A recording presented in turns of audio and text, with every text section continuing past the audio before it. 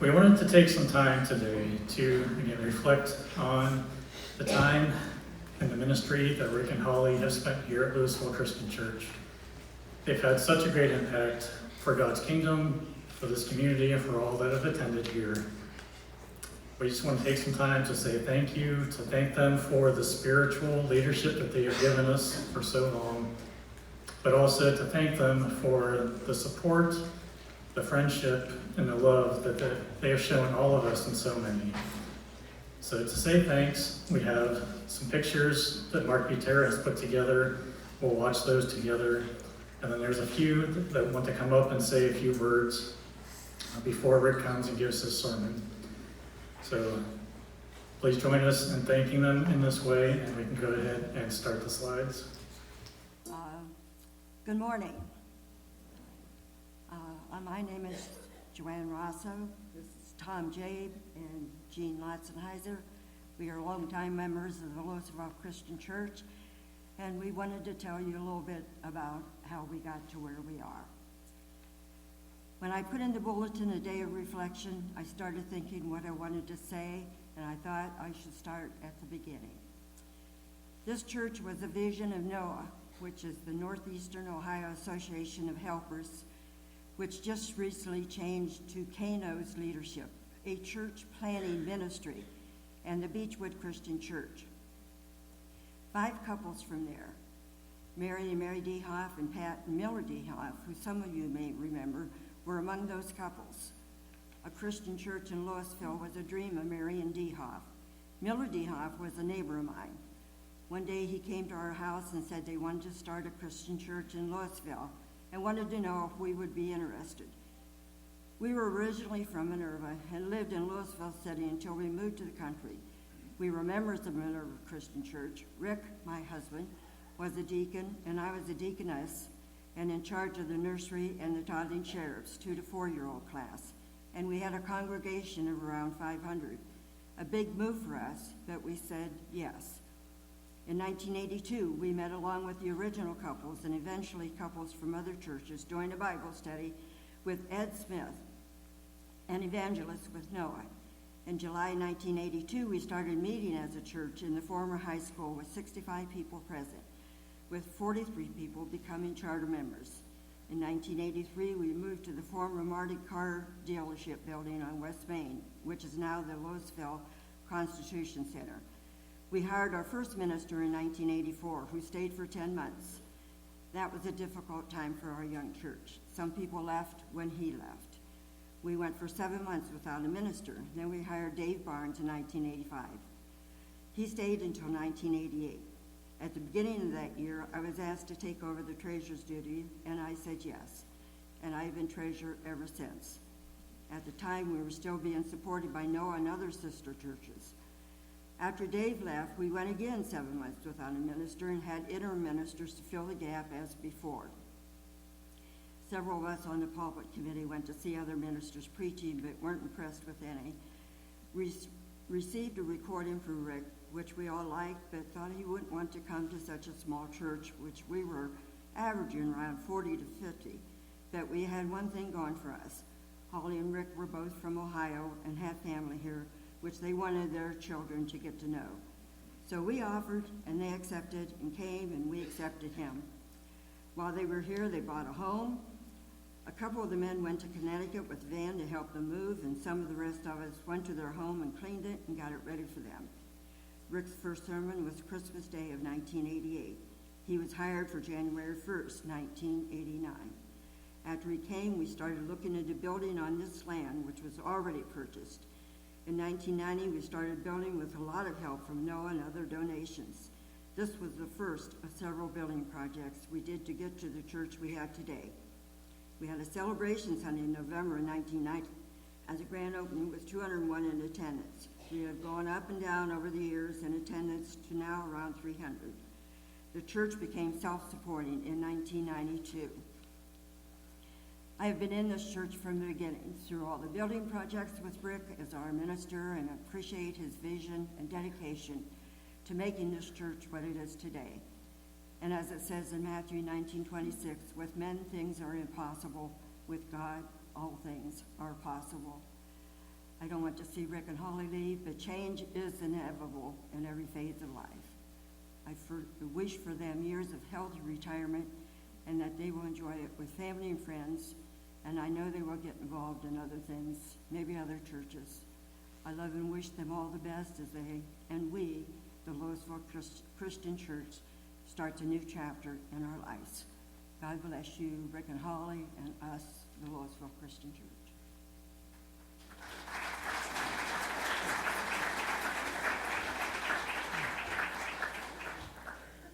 Good morning. I'm going to try to get through this talk without getting emotional, but I don't know if that'll work out for me. But so as Joanne said, when Pastor Dave Barnes resigned and left, we were rendered with, there was a few of us who needed to find a new minister. And my wife, Jolene, and I have been members of this church for 40 years. So we've been here for Rick's entire ministry. And like I say, we were on the pulpit committee that hired Rick. But as we started looking for ministers, we were a small congregation. We didn't have a lot of money. Financially, wasn't great. So we weren't the most attractive church that people would be wanting to work for. We had a few candidates that we went and listened to. As Joanne said, weren't super impressed. And then this man, Rick Brown, applied, and he sent a tape, and we listened to it, and we got to talking with him, and we were all like, man, we really would like to hire Rick Brown. We had a lot of doubts that we could get that accomplished because he was from a bigger church. They were financially set, much larger congregation. But after talks and things, we were able to hire Rick. And Rick and his family came down, and Rick hit the floor running. He didn't come into this church. I don't think he came at all with any thought of anything but staying here. It wasn't like this is an experiment. If it goes good, I'll stay, or this is a stepping stone for me to move on to bigger and better things.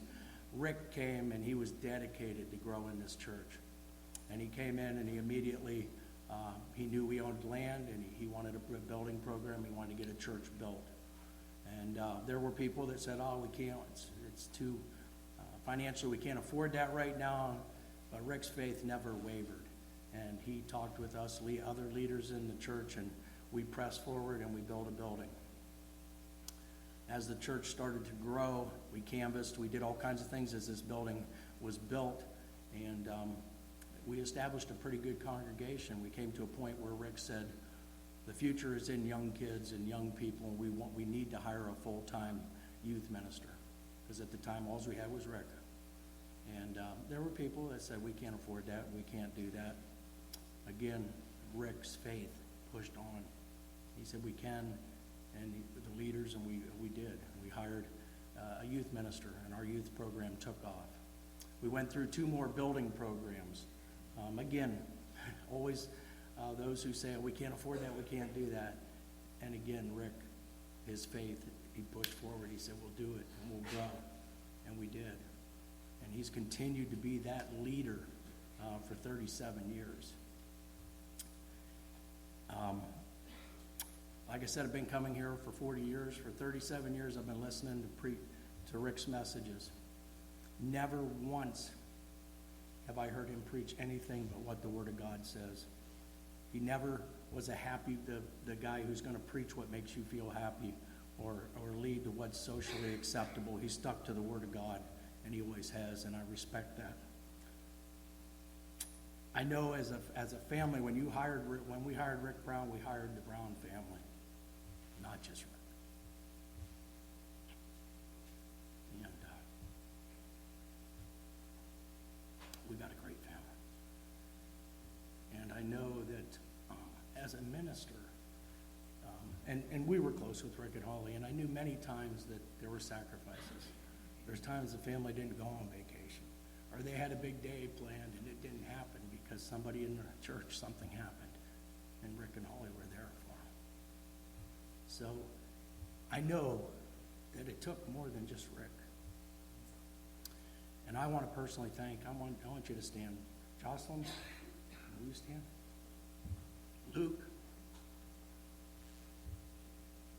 I know Derek's in another state, but he also made the sacrifices. Cody, back in the sound booth, and Holly. I just personally want to thank you all for your sacrifices, your hard work, and your dedication that has made this church what it is today, and has made such a difference in so many people's lives. Thank you.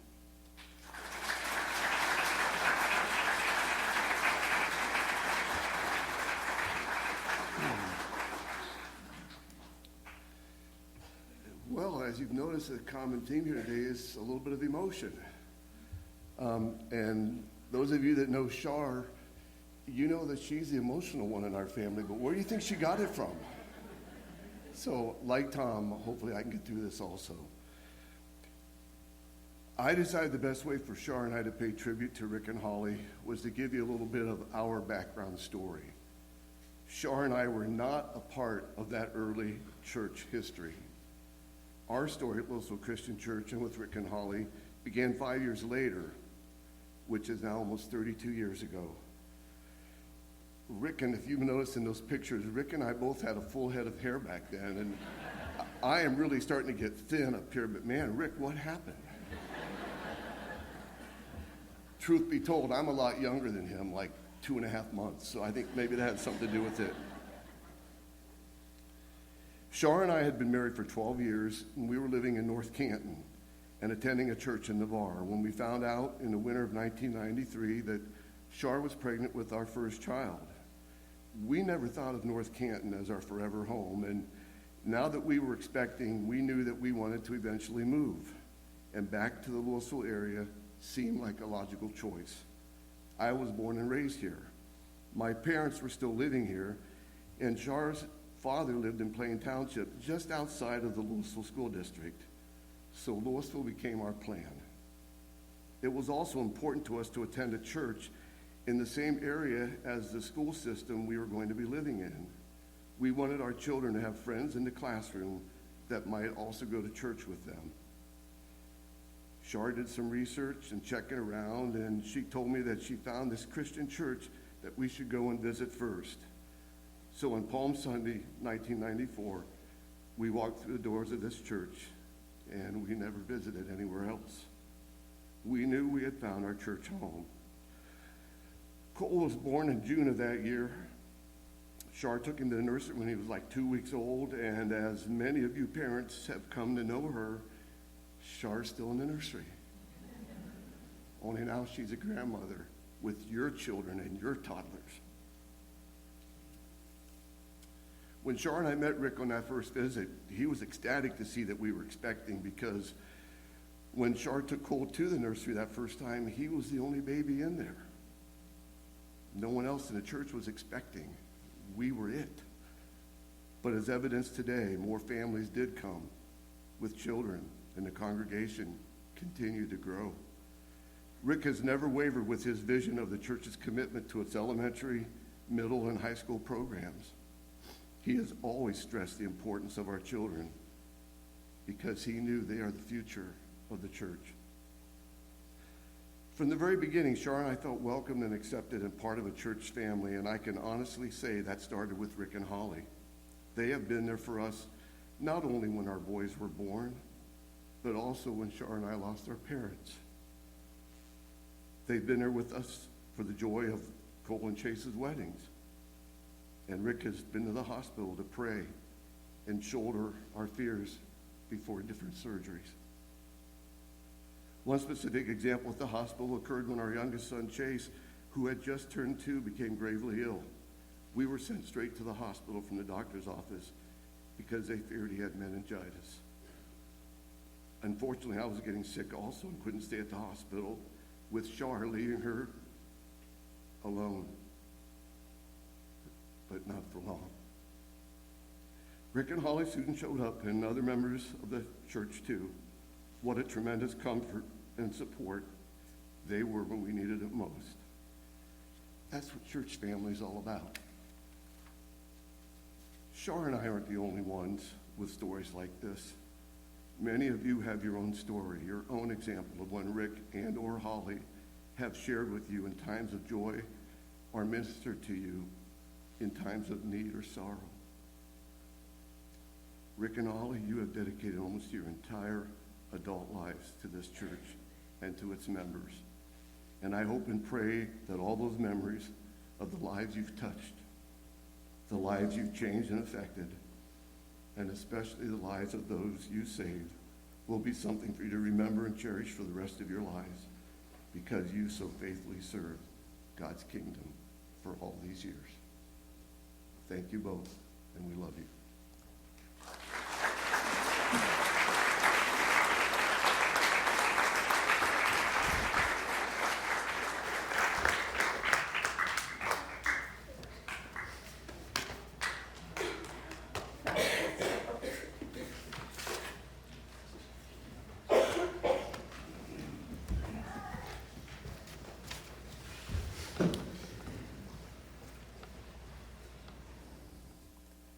My final words to the Louisville Christian Church. I have started and then trashed this sermon several times over the last 3 years. I have several beginnings for a good retirement sermon, Dan, should you ever need some ideas. I finally ended up going back to the beginning, to what has brought us to where we are as a church today. When I interviewed in the fall of 1988 with this congregation, I found a nearly defeated people. The church had been planted, but it had not taken root. After 7 years of trying to establish itself, this church was no further down that road than when they had begun. Hope was dying. Just as it appeared, this church was dying, except in the heart of one man who was at that time the elder of this congregation. He was an optimistic man like myself, and he had a vision of what could be. That group of 40 people had done some things very well. They had purchased this 6 acres of land upon which this building sits. They had already paid it off, and in fact had squirreled away $50,000 in a building fund for a building project, 40 of them in just that short of time. That elder proudly told me that this hill was the second highest point in Louisville, and he envisioned a church building being erected here, one whose spires would rise into the heavens and make this the highest point in Louisville, a peak which the entire city would one day look up to and see. I caught a little bit of that vision from him. His words reminded me of those Jesus spoke in Matthew 5:14 when he called to his people with these words, "You are the light of the world, like a city set on a hill that cannot be hidden." That became my vision for this church. I told those people in that interview that if they hired me, we would make constructing a building our first priority. I told them we would immediately begin to raise funds and talk to architects, and we would build and we would gain visibility in the community, and then we would reach out into the community to its citizens and grow a church. We would become a city set on a hill. They were skeptical. But fortunately for me, they were desperate. Preachers were not beating down the doors to come to this church. So they hired me. They asked me to lead them. In that first year, we raised over $150,000 in cash donations, and we secured a design-build firm to work for us. Then we secured a no-interest loan for $50,000, which would be our only indebtedness for building our first building. And in less than 2 years after they hired me, we had constructed a church building that had a 200-seat sanctuary, 4 classrooms, a nursery, and an office, and a fellowship hall. Then we did an aggressive direct mail and telemarketing campaign. And we reached every household in Louisville and Nimishillen Township and invited them to come worship with us. By that winter, just 2 years after I was hired, we were averaging 125 in attendance, 3 times our original size. We had become a church set on a hill. I made it my priority to preach sermons in those early years about the purpose of the church. Sermons about God's call to reach people for Jesus. Sermons about the vision that Jesus had for his church as a city set on the hill, which even the gates of hell could not stop. And we have been that church. Our programs have largely reflected that. We've reached out through Vacation Bible School and Easter Egg Hunch, which are designed primarily for non-church people. We've reached out through our Celebration in the Park services and Trunk or Treat, both of which have introduced new people to our congregation every year. We've even reached out through the schools. It was this church which began the backpack giveaway program to students in the Louisville schools, which has now become so popular and endorsed and embraced by all the congregations in Louisville. One year, we gave over $1,000 to a special needs class at Louisville Elementary School. One Sunday, we donated our entire church offering, whatever that was going to be, to the Louisville schools to purchase Chromebooks for students. It ended up being over $10,000, and we just gave it all away. The superintendent attended that morning to accept our check. When COVID struck, we stepped up. We publicly pledged half of our offerings to the school lunch program, which was now open to all the residents of Louisville who were in need on a daily basis. We didn't know what income we were going to be receiving during that difficult time. We didn't know if we would get enough to pay our bills, but we were committing half of whatever we received toward that feeding program. We were the leading donors to that program, and also the leading donors to the Community Cupboard program that summer, which also provided food for those who needed it. And the community knows who we are. The community sees this city set on the hill. The school system knows us and trusts us. And now Holly is able to lead Bible studies and give Bibles away to over 100 students every year at Louisville Elementary School. We are a city set on a hill. Our children's ministry has helped us become that city. I want to give credit to Holly for turning that program around and making it what it is today. It was in a state of disrepair when she retired from her job at Walsh University, and so we asked her to come on staff on a part-time basis and do what she had done years before in rebuilding our junior church program and children's ministry. Now able to commit 20 hours a week to that job, she quickly turned that program around and lifted it to a level of excellence. And then she recruited and mentored first Season and then Jenna to carry on that work, and we hired them to take her place. They have done an amazing work. It is no coincidence that the bulk of our growth the last decade has been with families raising elementary-aged children. Those 3 ladies have built a program that has survived and thrived by, first of all, striving for excellence, and secondly, making connections, and thirdly, actually pastoring our children. That is the recipe for success in any ministry. I have been so proud of all of you for being a city set on a hill. Let's explore that analogy that Jesus used for just a moment. Imagine yourself in Israel 2,000 years ago. You were traveling through the rugged hills of that arid nation. Cities are few and far between. Night has fallen and caught you out in the darkness. It is unnerving. You have no flashlight, and your model of donkey came without headlights. You think you're going the right direction, but you're not 100% sure, for there are no visible landmarks to guide you.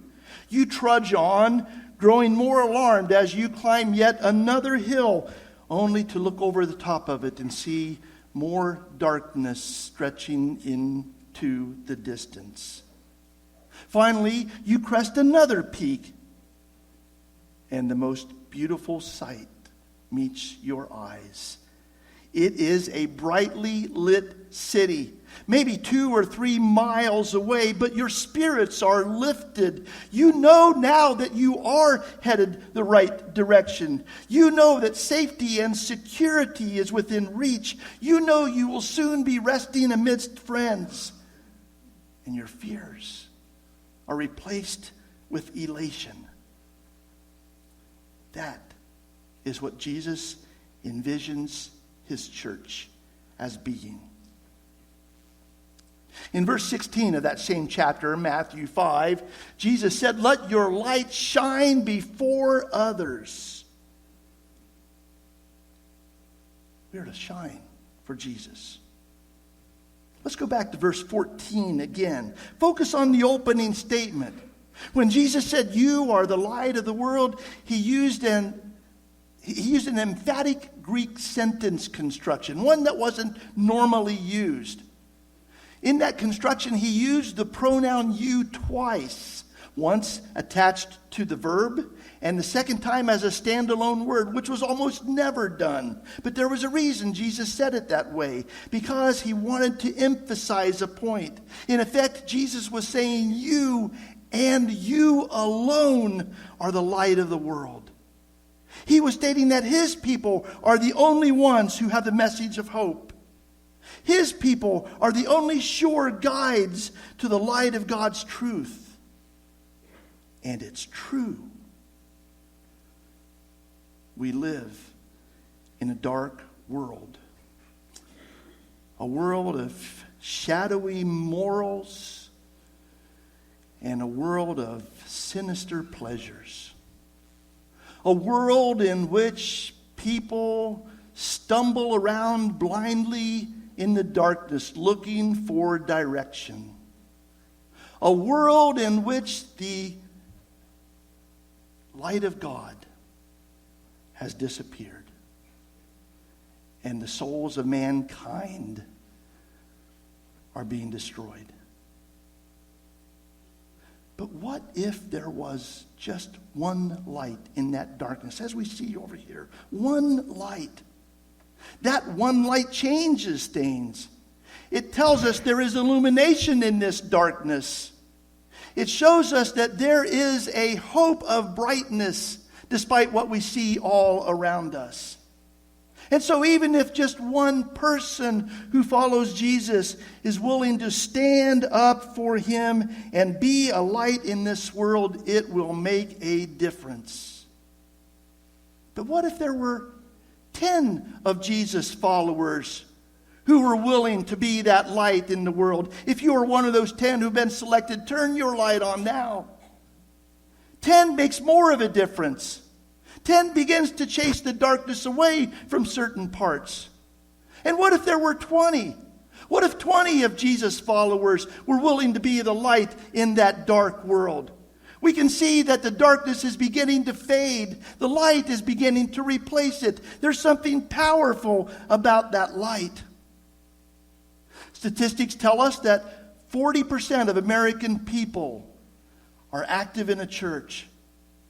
What if 40% of us were willing to be lights for Jesus? If you are one of those 40, shine your light for him. And we can see that now the darkness is beginning to be pushed to the extreme existence of its place. The light is replacing it. The light is conquering it. But what if all of God's people were willing to be a light for Jesus? If you are willing to be that person, then turn on your light and lift it up. Are you willing to be a light for Jesus? If you are, then stand with me and show your light. Lift it to the skies. Demonstrate that we are a light in this dark world. I've got a call coming in. Yes? Yes? Okay. Yes, I will. That was Jesus. And he said, let your light shine. Let your light shine. Be that light in this dark world. You are a city set on a hill. He has called you, and he calls you still. The leadership of this church may change, but the mission of this church never will. The vision for how we get to there may be different, but the outcome will be the same. We will continue to be a light in this dark place. We will continue to be this city set on a hill. If you will make that pledge to be that person, to continue being that church, then sing along with me the words of the simple chorus of a children's song, This Little Light of Mine. Will you sing with me? This little light of mine, I'm gonna let it shine. This little light of mine, I'm gonna let it shine. This little light of mine, I'm gonna let it shine. Let it shine, let it shine, let it shine. Let's sing it again. This little light of mine, I'm gonna let it shine. This little light of mine, I'm gonna let it shine. This little light of mine, I'm gonna let it shine. Let it shine, let it shine, let it shine. Amen. Continue being a light in a dark place. Continue being a city set on a hill.